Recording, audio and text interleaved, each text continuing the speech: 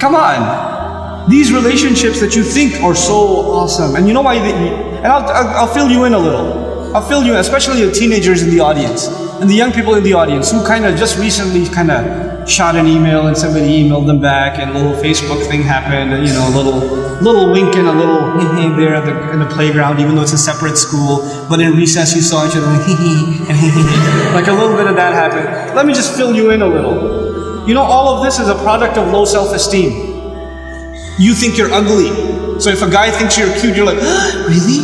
I'm beautiful? You have low self-esteem. You think nobody's gonna like you, nobody's gonna want to marry you, and all of that stuff. And on the other hand, the guy, we don't have good friendships and good relationships, and we're looking for something. And most of the guys, I don't have to tell you what's going on in your head. You and I have ijma' on this issue. The things that go on in our head. There's no reason for me to explain all of that to you. But just because you have raging hormones and you're like daydreaming about girls and things like that, it doesn't mean that you're in love. It just means that you haven't controlled your temptations yet. And you're ruining somebody's life. You're ruining an entire family. Do you realize what you're doing? And you call it love? You tell me, if she was like 50 pounds fatter, you still be in love?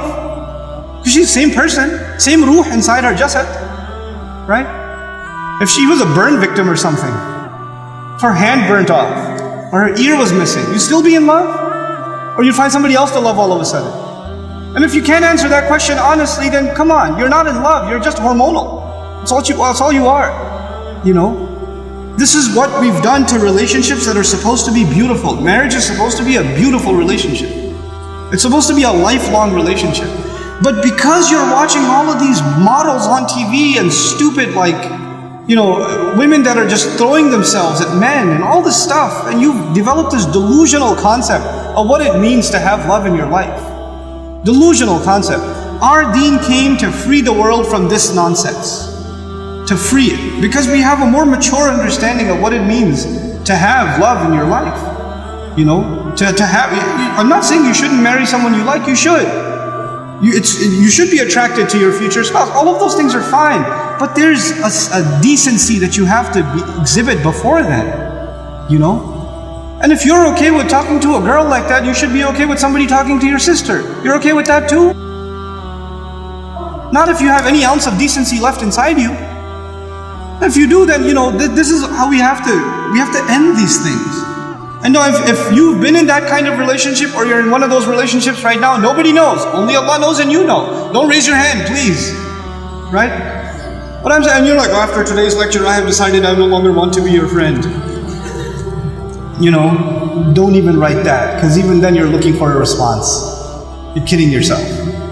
And then you're checking, did she write back? Yes, we should no longer be friends. And then you'll write back, you're right, we really shouldn't be friends anymore. And then she'll write back, yeah, never again. And then you're still doing it.